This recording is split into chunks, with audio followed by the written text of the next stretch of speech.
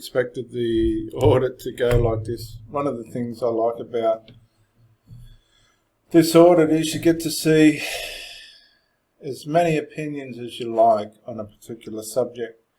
Welcome, this is Dr. Jason W. Morrison, theologist, New South Wales, Australia. We're doing the Watchtower Study Edition for October 2019, Study Article 41, Stay Faithful Through the Tribulation.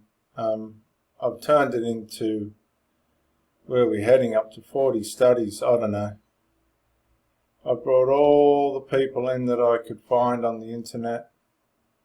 We've just done the silly idea that the governing body is the faithful and discreet slave and has been preparing the Jehovah Witnesses to stay faithful through the tribulation. And the way they've done this has been done in many ways, but consider one example, our timely convention programs for the years 2016 through 2018. I'm sure that's going to help the Jehovah Witnesses stay faithful through the tribulation, their convention attendance, and through those programs we've encouraged to strengthen the qualities that we need as we near Jehovah's Day. Let us briefly review those qualities. Well, I think what we'll do, we'll refer to, I think, John Cedar's, John Cedar's channel, hosted by Lloyd Evans. He's got up to 60,000 subscribers now. Good on you, Lloyd. My 10 worst moments of JW broadcasting. He's got worst ever convention ever. My top most immoral vibe. Worst convention ever. 20 terrible ideas. My worst 10 Love Never Fails convention videos. Man, he's got some stuff here, old John. Lloyd Evans.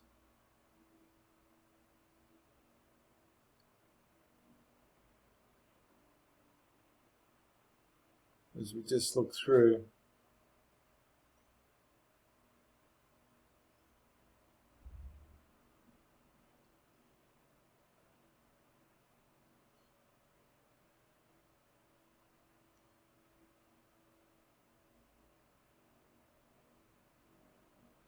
He does very lengthy videos as well. You can see all these videos.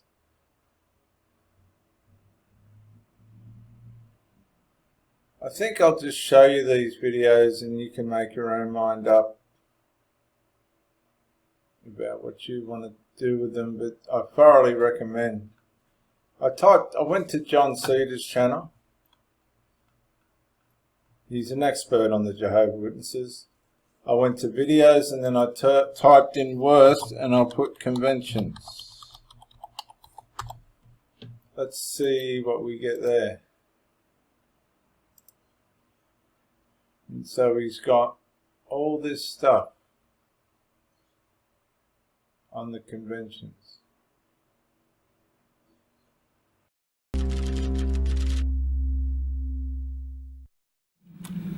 Hello viewers, well I'm here again in Belgium visiting friends, and while I've been here there's been the whole storm over the Caleb and Sophia anti-gay homophobic cartoon, which has been fascinating to see because it really feels as though so many people now are getting a true glimpse of how homophobic the organisation is and how judgmental it is with gay and lesbian people. But while I've been here there's been local media in Belgium and Holland.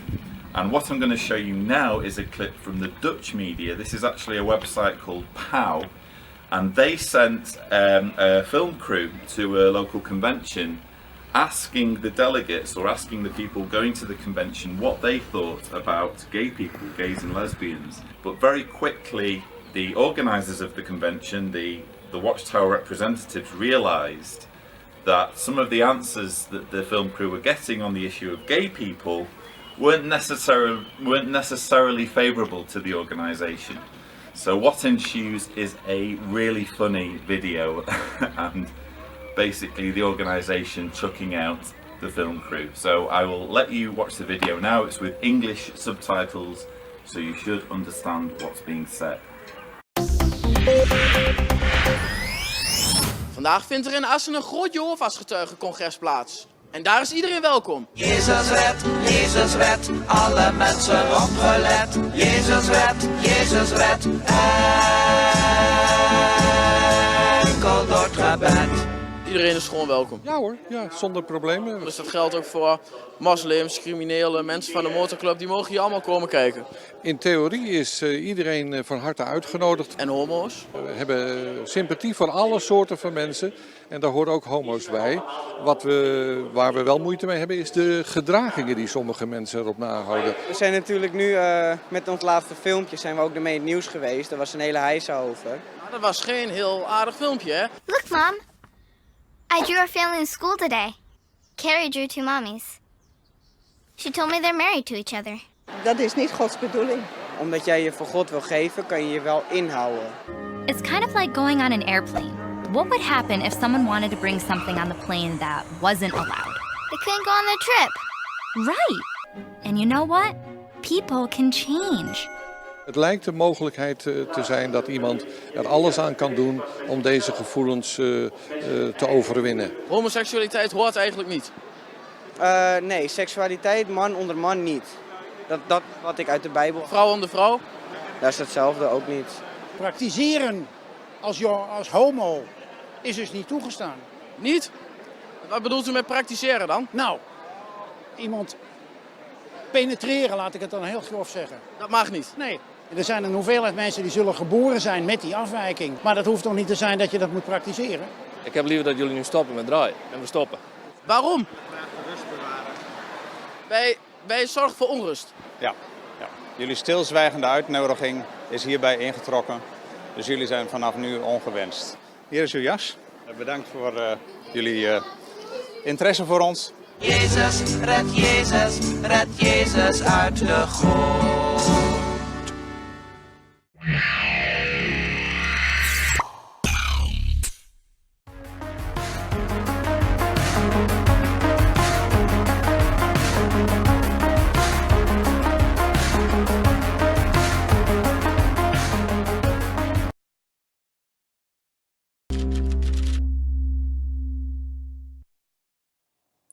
Hello there. Many of you will already be familiar with Watchtower's Caleb and Sophia cartoon series, in which millions of Jehovah's Witness children have already been told that Jehovah hates certain kinds of plastic action figures. Who likes magic? Jehovah or Satan? Satan. Right. Magic is bad. That's why Jehovah hates it.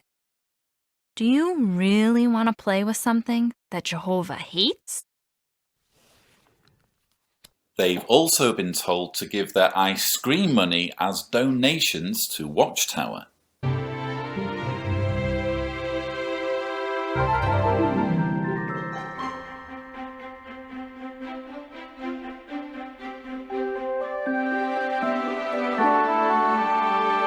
And who could forget the grim warning that failing to pay attention at Jehovah's Witness meetings could cost you your life. He paid attention, and it saved his life. Paying attention at the meetings can help save your life. At Genesis 6:22, we read, Previously, none of these grotesque child propaganda cartoons have instructed kids on how to be small-minded, bigoted, judgmental homophobes with classmates who happen to have gay or lesbian parents. But all that has now changed. Brace yourselves for a hideous new cartoon titled Lesson 22, One Man, One Woman.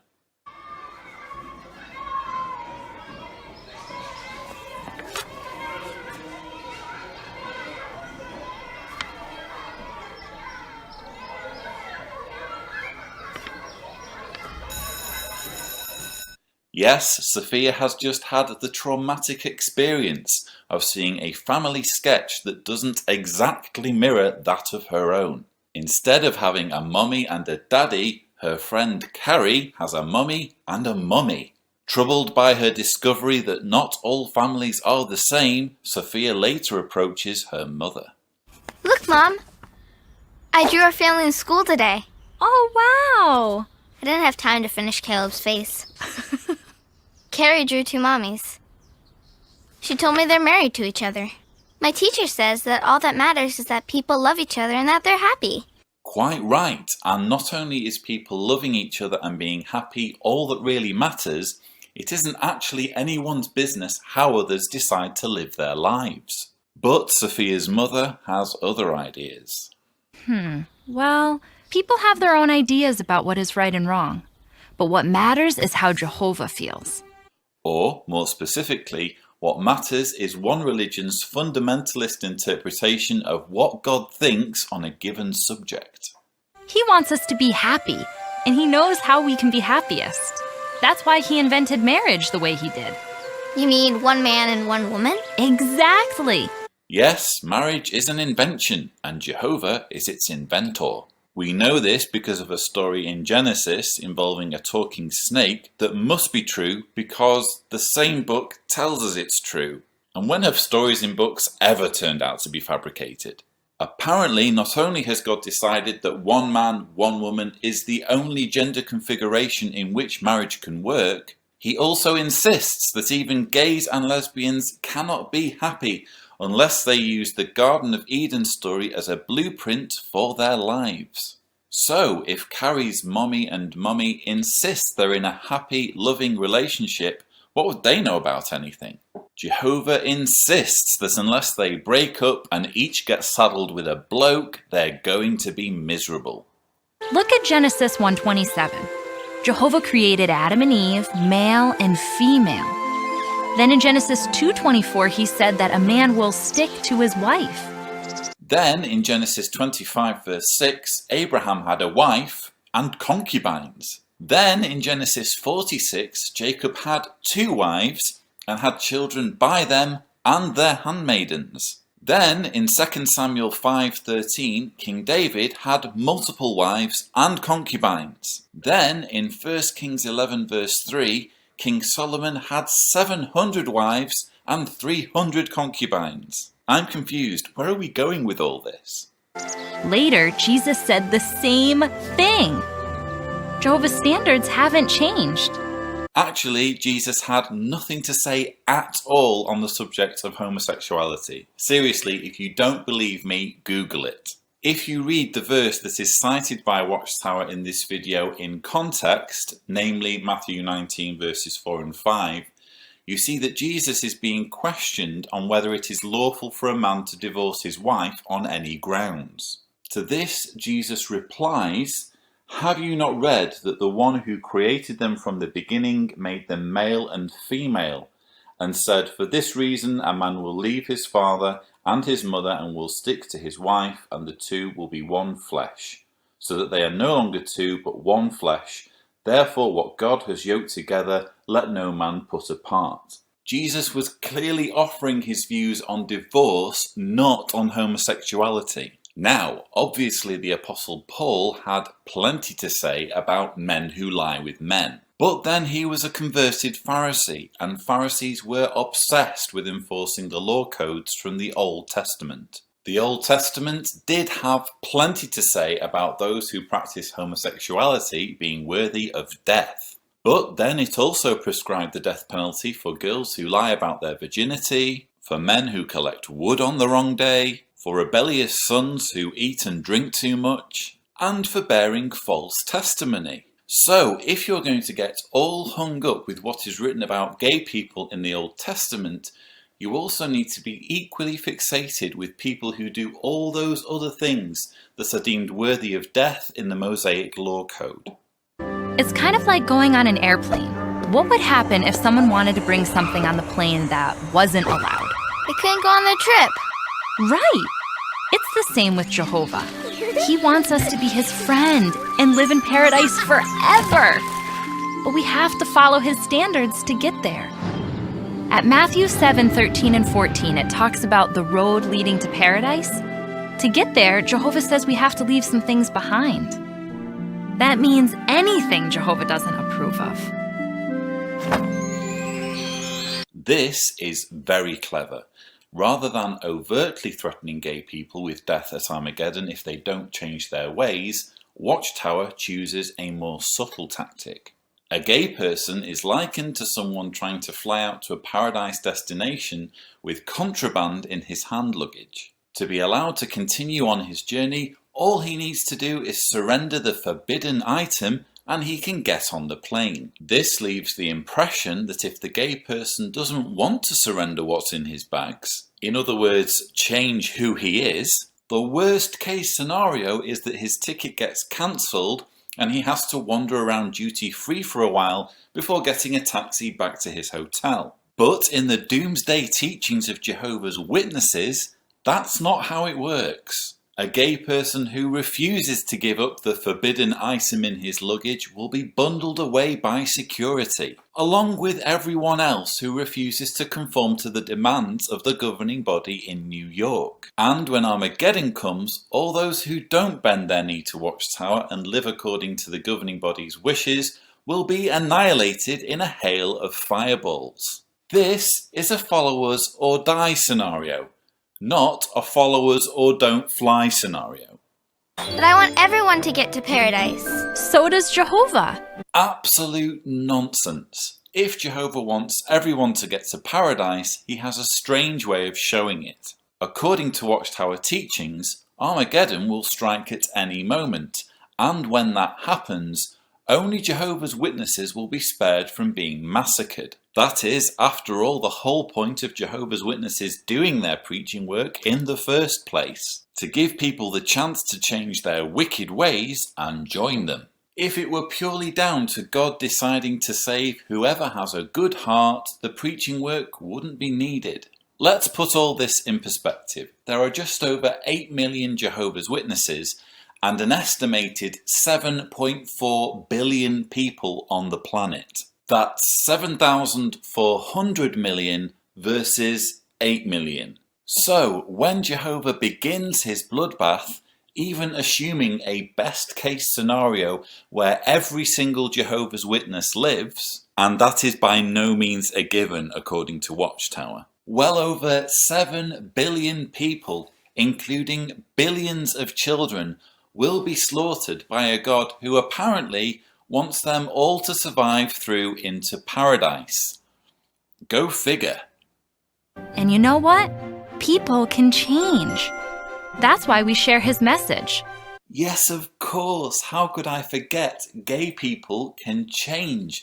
If you're a gay person, it's only because you chose to be gay as a lifestyle choice. It's not like you were born gay or something. All the gay people in the world are apparently only gay because being in a persecuted minority that is subjected to constant bigotry, discrimination and abuse is apparently the easiest and most enjoyable option.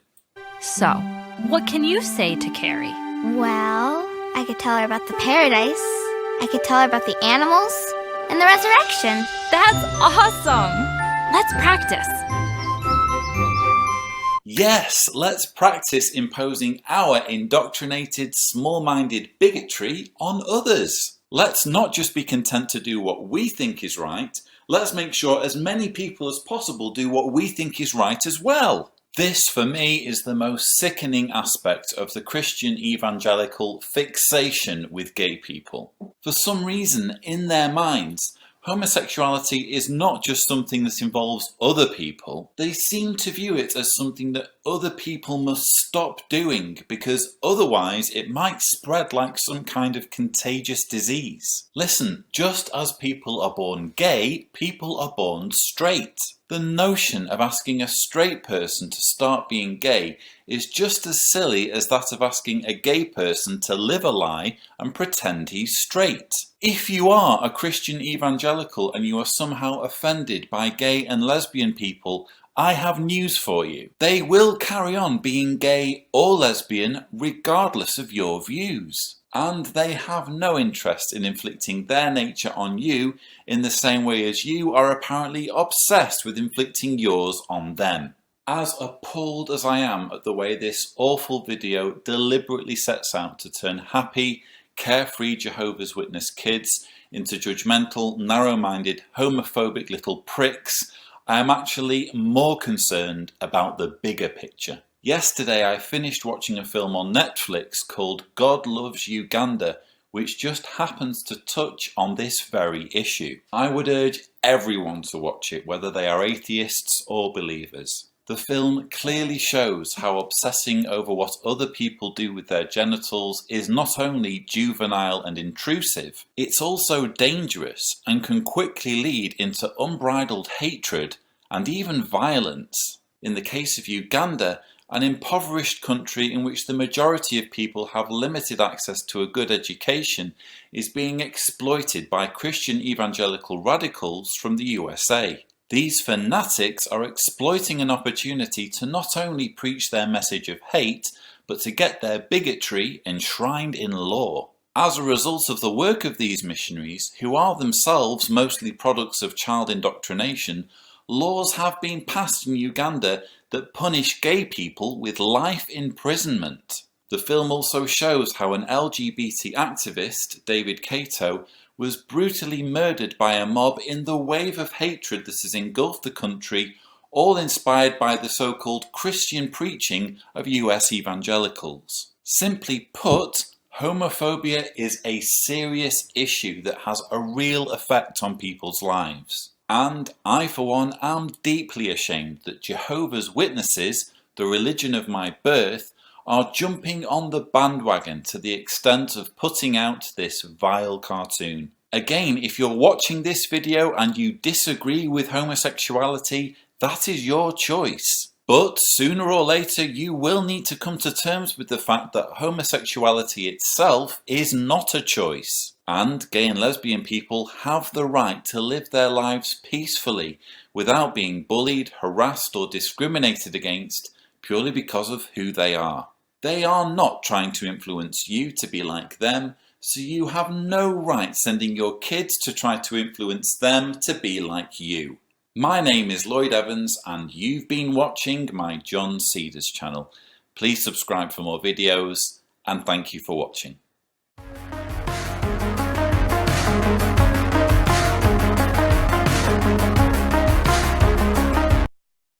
Yeah, Dr. Jason Morrison, theologist again. I just want to say thank you for watching the videos and I hope you got plenty of self-rediscovery and freedom out of it.